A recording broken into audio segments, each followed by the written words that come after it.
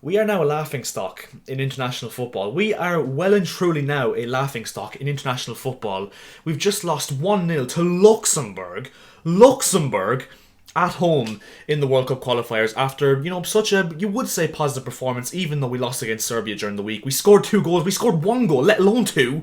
So yeah, I don't even know where to start in this video. Basically, as I said, we lost to Luxembourg in the World Cup qualifiers, and I think essentially all Irish fans and fans in general will now admit we are now not qualifying for the World Cup. I think that's pretty evident to see now at this stage, but yeah, we are just, as I said, an absolute laughingstock on the international stage at this moment in time. We've just lost to a country that I just seen on Sky Sports actually has a population roughly a quarter, 1/4 of the size of Dublin alone. Like, am I actually reading this right? I'm actually, I'm speechless, if you can't tell. I'm absolutely speechless. I don't want to rant too much because, obviously, I'm not in the mood to. This country is dead to me at this moment in time. I'm not going to lie. As much as I will support them, and I love this country, I can't support the football team. We're just shit. We're just so bad. If you don't laugh, you'll cry, and that's why I'm laughing. Oh, it's so bad, man. We're losing to countries that have a quarter of the population of our capital alone. Do you know how mental that is? This is a defeat on scale with England losing to Iceland. I'm not gonna lie. It might even be more significant, even though we're just absolutely terrible. We've accepted that at this moment of time. I know we're missing players like John Egan and, like Conor Hourhan, who, yes, are our best players, believe it or not. Some of you guys might not even know who those players are if you're not Irish. And we're missing those guys. I know we played a few youngsters like Gavin Bazunu in goal and, Jason Knight, who played midfield. And to be honest, I didn't even watch the match. I didn't even pay attention to it. I didn't even know. I'm not going to lie here. I'm going to be honest. I didn't know we were even playing tonight. I thought it was tomorrow. And to be honest, I'm kind of glad I didn't watch it now, because for anyone that watches Irish games, you'd probably rather watch paint dry. You'd rather watch grass grow. It's extremely boring with letdown in the end. There's literally no point. It's a hopeless bunch of players playing so-called football anyway. Before I actually get into, the proper breakdown in this video, or before I get any further into this video, I should say, I do want to quickly say I'm not against Stephen Kenny by any stretch of imagination. I like some of the things he's doing there, the patterns of play, the actual brand of football we're trying to play at least is actually quite decent. We just don't have the personnel, we don't have the quality of players, we don't have the squad whatsoever to play this brand of football he wants to implement. We don't have goal scorers. I think that's the main thing once again. I mean, we're playing James Collins up front,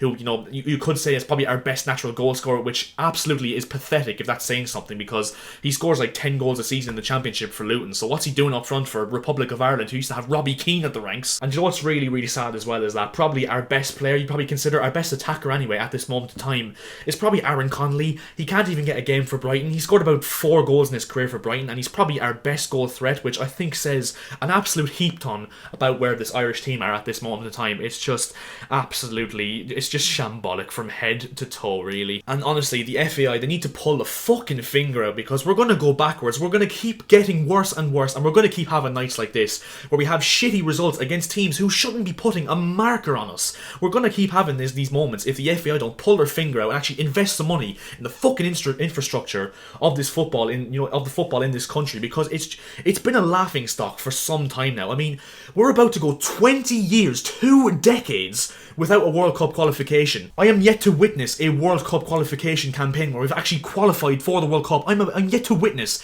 a World Cup as an Irish fan in my lifetime. I was born in 2001, but yeah, as if I was watching the World Cup in 2002 in my nappies. It wasn't happening. We need to watch a World Cup where Ireland are in it, and honestly, I'm getting fed up with this now. It's... Oh... Luxembourg. And I've just seen actually as well on my screen right now that Serbia did draw 2-2 with Portugal with 10 men. Oh my god, Portugal are going to steamroll this group. Serbia, get in second place. You're welcome, Serbians. You're welcome. Thank us. Send a check in the post for us, because, yeah, the inside sabotage job is on display for everybody to see. The thing is, if you look at our squad as well, our squad is actually terrible. I don't know actually why I'm even surprised, to be honest. Our squad is literally... It wouldn't stay up in the Premier League. It would have no fucking hope of staying up in the Premier League. I mean, if you look at it, our best player, our top goal scorer, Shane Duffy, in the last few years, is a Brighton reject. He doesn't even start for Celtic. He's on the nightmare in possibly one of the easiest leagues in Europe, no disrespect. And yeah, he didn't even start tonight. I mean, our best players are John Egan, who's, you know, bottom of defence, who's been shambolic this season for Sheffield United. Jeff Hendrick, who can't even get a game for the worst team in the league in Newcastle.